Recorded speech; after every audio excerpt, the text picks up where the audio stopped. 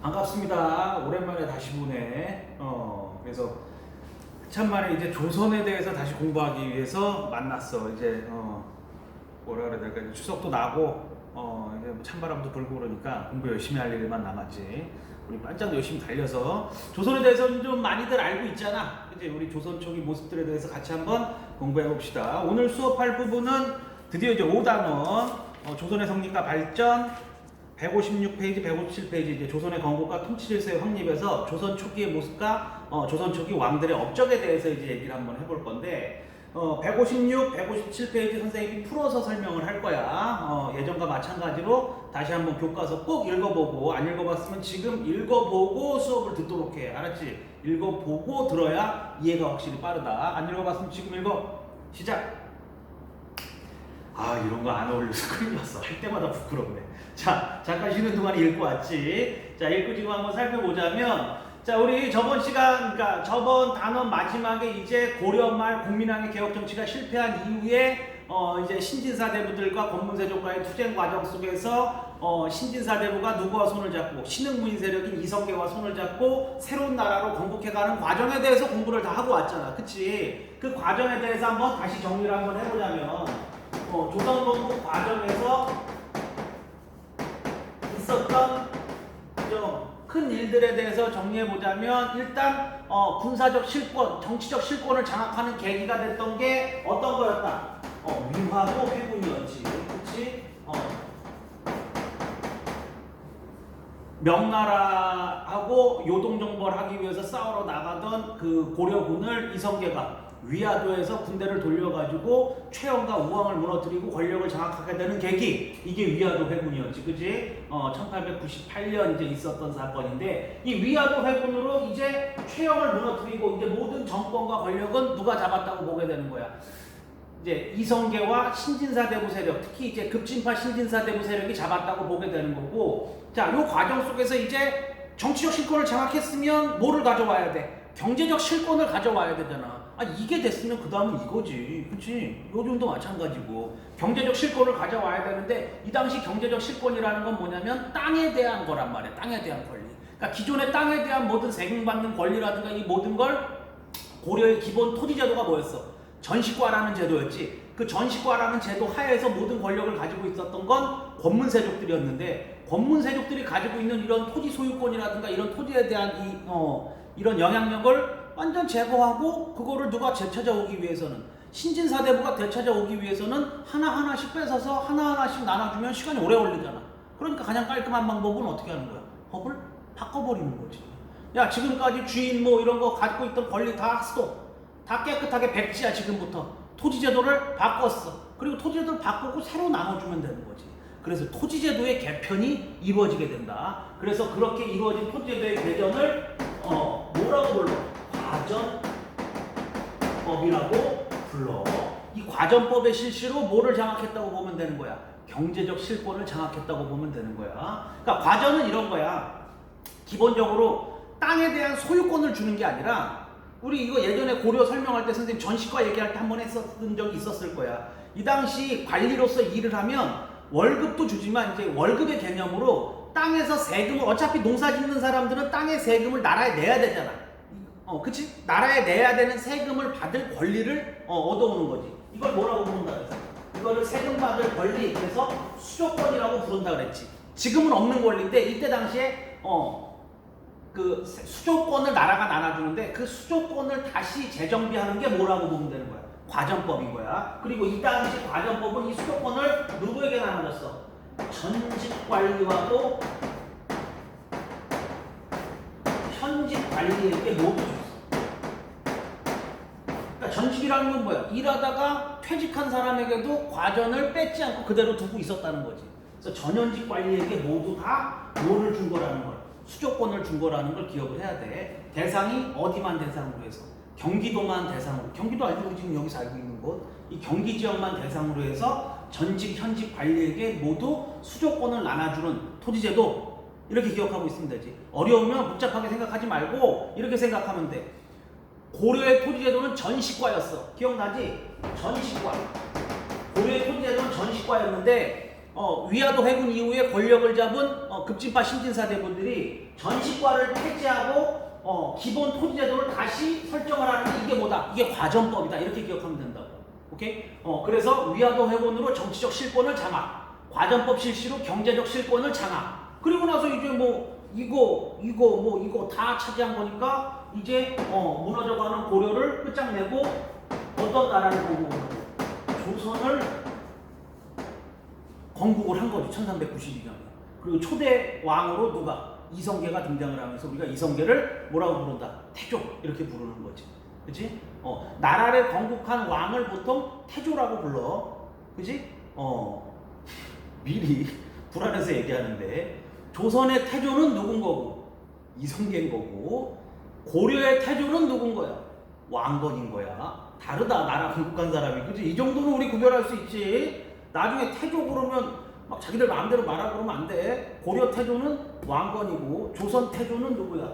이성계인 거야. 기억하고 있어야 돼. 알겠지? 그렇게 해가지고 이렇게 조선이 건국되고 결국 조선 건국 전에 어쨌든 과전법이 실시가 됐지만 이 과전법이 어느 나라의 기본적인 토지제도라고 보면 돼. 그대로 이어져 간 거니까 조선이라는 나라의 토지제도다. 이렇게 기억하면 되는 거지. 오케이? 그러니까 고려의 토지제도는 전시과고 조선의 토지제도는 뭐다? 과전법이었다. 이렇게 기억하면 된다. 오케이 말이?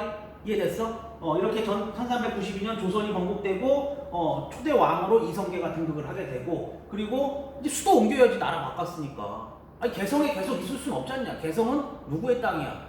왕씨 집안의 땅이잖아. 왕건 집안의 땅이고 500명 고려의 도읍자냐. 그러니까 세술은 세 부대에 담아야 된다고. 조선이란 나라가 새로 건국이 됐으니까 이제 새 지역으로 가야 되는데 가장 이 당시에 그러니까 풍수지리적으로 어디가 최고 명당이냐 하고 따졌을 때 떠오른 지역이 어디였대? 지금의 서울 지역인 거지. 한양. 조선시대 이제 한양이라고 이제 부르기 시작했었고 그 이전에는 고려시대 때도 사실은 여기는 남경이라 그래가지고 이 지금의 이제 그 서울이 상당히 중요한 지역으로 각광받고 있었어. 우리나라의 가장 그 가운데 있고 한강이 흘러가면서 이제 뭐 방어에도 유리하고 산으로 둘러싸여 있고 곡식도 김포평야 이런 지역에서 곡식도 많이 나오고 그래서 수도로서의 기능은 가장 훌륭하게 그 수행할 수 있는 곳이다. 이런 평가가 많이 있었다 그러더라고. 풍수지리적으로도 훌륭한 곳이고. 그래서 어디로 수도가 천도가 이루어진다.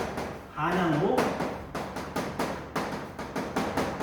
천도가 건국 이후에 2년 있다가 이제 옮기게 되는데 준비 작업을 상당히 많이 했지. 그래서 한양 천도가 이루어지게 된다. 이렇게 기억하면 된단 말이야.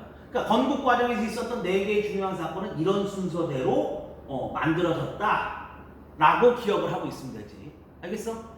그래서 이 한양이 조선의 수도로서 역할을 하면서 1394년부터 수도 역할을 한 게 언제까지 이어지고 있는 거야? 지금 현재까지 이어지고 있는 거지. 지금의 서울이니까. 그렇지? 그러니까 지금 우리 서울이 몇 년 도읍지라고 보는데 1394년이면 1400년 잡고 지금 2020년이니까 한 620년 도읍지라고 보면 되죠. 우리 민족에. 좋긴 좋은 데인가 봐. 서울이. 그래서 그렇게 아파트값이 비싼가? 아씨. 한양 가서 살긴 이제 틀린 것 같아. 이런 얘기 그만하자. 괴롭다. 그지? 어쨌든 한양천도가 이루어진다는 것도 기억을 좀 하고 있으면 되고 한양천도와 관련해서 좀 이제 여러 가지 에피소드들이 많은데 이 한양천도의 뭐 이제 그 성곽을 잡고 틀을 잡고 기본 설계를 했던 사람은 그 이성계 제갈량이지. 이성계가 얼굴이라면 조선의 얼굴이라면 조선의 모든 걸 기획한 기획자는 누구라고? 삼봉 정도전이라고 얘기할 수 있지. 정도전 앞에서 공부하고 왔지. 고려 말에. 그 정도전이 그 한양의 모든 그 뭐라 그러는데 그 도성 설계라든가 이런 걸 다 맡았었대잖아. 그래서 우리 지금 하고 있는 4대문 이름들 있잖아. 우리가 남대문, 동대문 이렇게 부르는데 원래 이름은 뭐 숭례문, 흥인지문, 뭐 숙정문, 동이문 뭐 이런단 말이야. 거기에 전부 다 유교적 그 명칭이 들어가 있잖아. 이런 거 이름 다 정하고 했던 사람이 정도전이라고 하더라고. 경복궁 궁전 이름도 짓고 다 정도전에 손길이 안 미친 곳이 없다고 하더라고. 조선 이 한양을 만드는 곳에. 그리고 요거는 이제 뭐 여담인데 지금 서울 지명에 이 조선 건국과 한양 천도와 관련된 그 지명들이 꽤 많이 남아 있어. 이건 그냥 상식 에피소드 정도로 그냥 얘기를 하자면 뭐 이런 것도 좀 알고 있으면 좋잖아. 그치? 제일 유명한 지명이 어디야? 왕십리도 왕십리 알지? 지금 한양대학교 있는데 그 지하철 2호선 가면 왕십리역도 있잖아. 그 지역이 이제 왕십리라고 불리게 된 이유가 이 조선 초부터 그 동네를 왕십리라고 불렀는데 왜 여기가 왕십리가 됐냐면 원래 여기 이제 궁궐터를 알아보러 그러니까 한양으로 이제 수도를 옮기기는 정해진 거고 그러면 어디다가 궁전을 지어야 되냐 궁을 지어야 되느냐를 자리를 잡기 위해서 이성계가 자신의 가장 이제 믿는 뭐 어떻게 보면 이제 스승이자 뭐 이제 뭐 책사쯤 되는 거지 무학대사를 이제 한양에 보냈는데 무학대사가 처음에 가서 그 궁전을 지으려고 딱 집었던 자리는 여기래잖아 왕십리. 그래서 왕십리 지역에 가서 아 여기가 명당이다 여기가 좋다 여기서 져야 되겠다고 막 재고 있으니까 어떤 바깔던 노인네가 어우 멍청하니까 십리만 더 가면 더 좋은 곳이 있는데 이런 얘기를 하고 지나갔대요. 그래서 쳐다보니까 뭐 사라졌대지 진짜인지 모르겠어 뭐 외계인이야. 어쨌든 그래서 십리를 더 가라고? 그래서 진짜 거기서 십리면 4km거든. 그래서 왕십리에서 십리를 딱 더 가니까 4km를 더 가니까 지금의 경복궁 터가 나타난 거지. 야 진짜 여기가 최고 명당 터구나 경복궁 자리가. 그래서 그 경복궁에 자리를 잡게 된다 해가지고 그 지역이 갈 왕자예요. 가다 왕자. 그래서 십리를 더 가라고 했다 해서 그 동네가 왕십리가 된 거고 지금의 경복궁이 된 거고 실제 왕십리역에서 경복궁까지 딱 4km를 정확히. 그런 부분들이 뭐 되게 유명한 일화고 그다음 우리 근처에 있는 지명 중에서는 망우동 알죠? 여기서 구리 나가가지고 구리에서 서울 언덕 넘어가면 바로 서울 있는 게 중요한 망우동이잖아. 이 망우동은 이름이 이때도 조선 초부터 망우동이라고 마물이라고 불리던 지역인데 이 망우가 무슨 뜻이냐면 잊을망자 근심우자래. 무슨 근심을 잊은 곳이냐면 근심을 잊은 곳이다 이거야. 이성계가 말년에 자기 무덤 자리를 찾으려고 전국 곳곳에 최고 명당 자리를 찾고 돌아다녔다는 거야.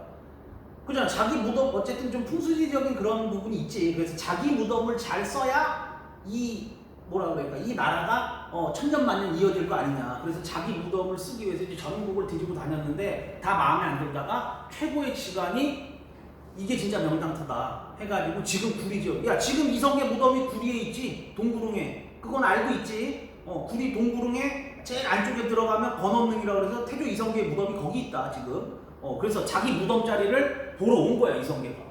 그리고 그 무덤 자리가 너무 마음에 든 거지. 난 죽으면 여기 묻혀야 되겠다. 그래서 자기 무덤 자리를 딱 정하고 이제 다시 궁전으로 돌아가려면 거기 망우동이 이렇게 언덕배기가 되니까 그 언덕 위에 올라가서 자기 무덤 쓸 지역을 바라보니까 근심을 잊는 곳이다 해가지고 근심 우자 잊을망자 써가지고 그 동네가 망우동이 됐다고 하더라고. 뭐 이런저런 얘기들로 이렇게 좀 지명과 관련해서 한양천도와 관련된 지명들이 꽤 있어. 찾아보면 뭐 요 정도 그냥 에피소드 정도로 기억을 하고 있으면 되지. 오케이? 그래서 요렇게 조선 건국이 이루어졌다는 걸 좀 기억하면 되고 자, 이 조선이란 나라 앞으로 이제 우리가 이 조선 500년에 대해서 공부를 할 건데 이 조선이란 나라 어떤 나라인지 성격을 좀 기억하고 있으면 좋지. 일단 이 조선이란 나라는 이전에 어디하고 비교해 봤을 때 고려랑 비교해 봤을 때 차이가 좀 확연하게 나는 그런 나라라고 볼 수가 있어. 일단 사상적으로 고려가 뭐에 기반을 두고 있는 이렇게 사람들의 생활이라든가 뭐 이제 믿음이라든가 이런 게 그다음에 또 건국이라든가 이런 게 불교에 기반을 두고 있는 나라라면 조선은 명확하게 뭐에 기반하고 있는 유교. 이 유교 중에서도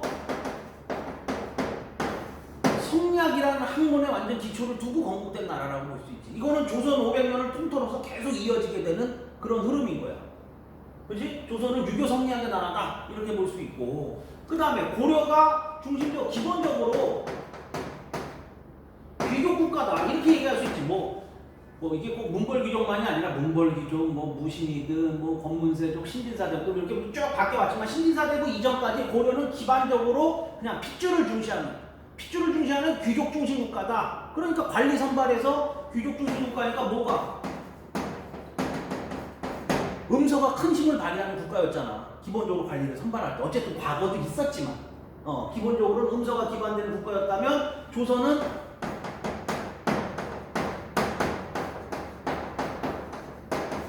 양반 사대부가 중심이 되는 국가지.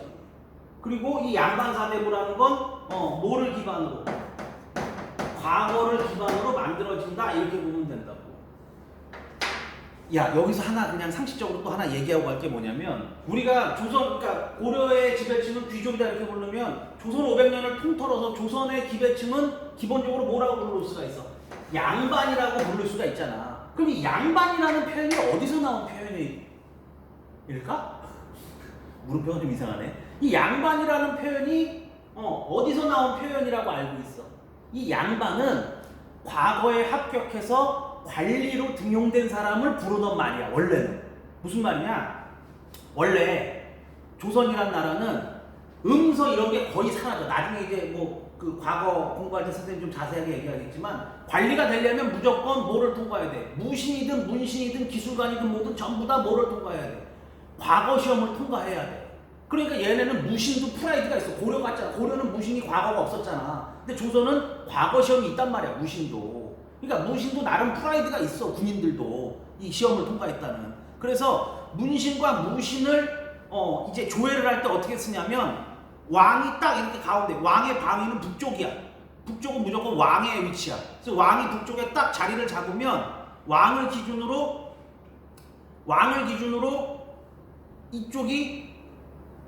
이쪽이 뭐가 되는 거야? 왕을 기준으로 이쪽이 동쪽이 되는 거지. 왕이 북쪽에 서 있으면 이 동쪽에 쓰는 사람들은 뭐가 되는 거야? 문신들이 쫙 써. 왕을 기점으로 왕이 조회를 하면 문신들이 동쪽에 쫙 써. 그래서 동쪽에 쓰는 관리다 그래서 이 사람들을 동반이라고 불렀어. 문신들을. 그러면 반대편에 서쪽에는 누가 서? 서쪽에는 군인들, 무신들이 쫙 서. 그래서 이 사람들을 서쪽에 쓰는 그 관리다 그래서 서반이라고 불렀단 말이야. 그래서 이 동반과 서반을 합쳐서 부르는 표현이 뭐가 된 거야? 양반이 된 거야. 양반이. 알겠니? 그래서 양반이라는 표현이 나온 거야. 그래서 조선 초기는 양반이라는 표현이 어떤 거였냐면, 과거에 급제해서 관직에 오른 사람들을 부르는 표현이 양반이었단 말이야. 그러니까 상당히 프라이드가 있지. 근데 이제 조선 좀 시간이 흘러가고 조선 중기, 조선 후기 가면 이 양반이라는 표현은 좀 이제 의미가 좀 바뀌긴 하지. 그런 관리가 나온 집안 사람 전부를 통칭하는 표현으로 바뀌긴 하지만, 어쨌든 초기 조선이 양반 4대부라고 부를 때는 이 양반은 과거 시험을 합격한 능력 있는 사람들, 이런 뜻이었다고. 그러니까 확실히 귀족하고 대비가 되지. 그치? 얘들이 그냥 태어나면 핏줄로 가는 그런 개념이라면, 얘네는 핏줄과 상관없이 뭘로 가는 개념이다? 실력으로 가는 개념이다. 그렇게 바라볼 수가 있는 거지. 오케이? 그래서 가장 크게는 조선과 고려가 요런 좀 차이를 보이고 있다라는 거 정도 구별하고 있으면 좀 괜찮지. 오케이? 그래서 선생님이 지금 어디에 대한 이야기를, 156페이지에 대한 이야기를 좀 얘기해 봤었는데, 어쨌든 조선 건국 과정에서 나오는 요런 과정에서 나타나는 이야기들, 그 다음에 조선의 특징적인 모습들, 요런 거 좀 비교하고 있으면 이 이야기가 훨씬 빠르다. 그래서 그거 좀 기억을 하고 이해하고 왔으면 좋겠어. 여기도 순서대로 가는 과정 속에서 뭐에 대한 이야기, 가정법에 대한 이야기만 조금 자세하게 기억하고 있으면 요 부분에서는 알아야 될 내용이 충분하지 않을까, 그렇게 생각을 해. 오케이? 그래서 요번 파트는 여기서 마무리를 짓고 다음 타임에는 157페이지 어디에 대해서 국가기틀의 확립, 그래서 이제 조선 초기를 이제 9명의 임금을 조선 초기라고 이야기를 하거든. 그 9명의 임금들이 각각 어떤 업적을 남겼는지 그 임금들의 업적을 좀 확인해 보는 시간을 갖도록 할게. 오케이? 힘들어. 오랜만에 하니까 힘드네. 좀 이따 보자. 안녕.